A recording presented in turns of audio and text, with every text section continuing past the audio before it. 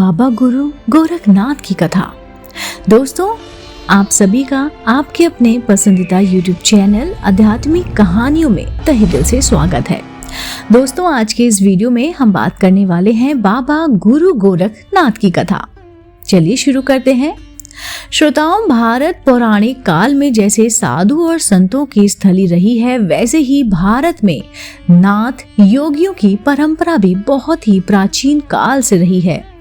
नाथ परंपरा को हिंदू सनातन धर्म का एक अभिन्न अंग माना जाता है। इस नाथ परंपरा में एक से बढ़कर एक महान योगी हुआ, जिन्होंने हिंदू धर्म को नए ढंग से परिभाषित भी किया है। आज मैं इसी नाथ संप्रदाय में जन्मे एक महान योगी बाबा गुरु गोरखनाथ के बारे में आपको बताने जा रही हूँ। हिंदू धर्म में गुरु गोरखनाथ को महान योगी माना गया है। ऐसा माना जाता है कि गुरु गोरखनाथ जी का जन्म किसी स्त्री के गर्भ से नहीं हुआ था, वो एक गोबर के ढेर से उत्पन्न हुए थे। कथा के अनुसार एक बार गुरु जी भिक्षा मांगने एक गांव में गए, जहां उन्हें एक रोती बिखरती हुई महिला दिखी। गुरु जब उस महिला के नजदीक गए, वो महिला उनके चरणों में गिर गई और चरण पकड़कर और जोर जोर से रोने लगी। यह देख मत्स्येंद्रनाथ जी ने उसे उठाते हुए पूछा कि माई, तुम क्यों रो रही हो? तब महिला ने कहा, बाबा, मेरे विवाह को कई साल हो गए, लेकिन मुझे अभी तक संतान सुख प्राप्त नहीं हुआ है।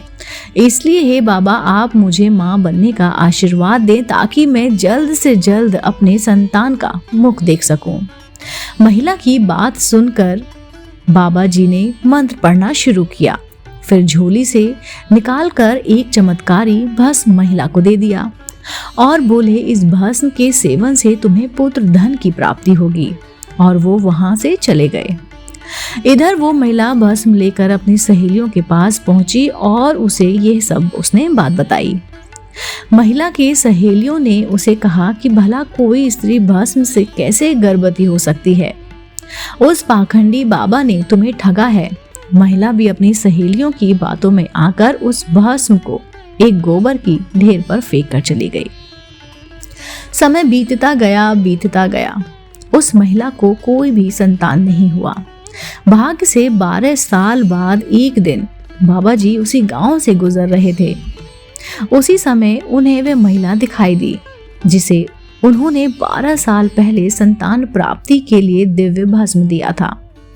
वो उस महिला के नजदीक गए और पूछा, कैसी हो माई, और तेरा बेटा कैसा है? अब तो वह बड़ा हो गया होगा।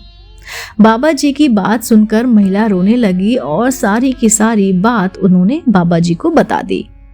महिला की बातें सुनकर बाबा जी आश्चर्यचकित रह गए। फिर बोले, अरे माई, वो दिव्य भस्म था और वो कभी व्यर्थ नहीं हो सकता था। क्या तुम उसे उस गोबर के ढेर के पास ले जा सकती हो जहां तुमने वो भस्म फेंका था? बाबा जी की बात सुनकर महिला ने कहा, हाँ, मैं अपना सर हिलाकर वह उनको वहां पर लेकर गई।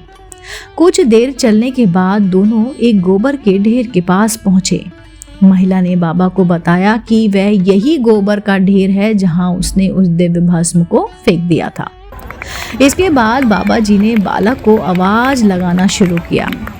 उस समय चमत्कार हुआ और गोबर के ढेर को चीरता हुआ एक दिव्य बालक उत्पन्न हुआ, जो देखने में 12 साल का ही लग रहा था। उसके बाद बालक ने बाबा को प्रणाम किया। गोबर से उत्पन्न होने के कारण बाबा जी ने उस बालक का नाम गोरखनाथ रख दिया। फिर बालक को साथ लिए तपस्या करने वे वन में निकल गए। यही बालक आगे चलकर गुरु गोरखनाथ कहलाया गया, जिसके नाम पर उत्तर प्रदेश के गोरखपुर में गोरखनाथ मंदिर आज भी बना हुआ है।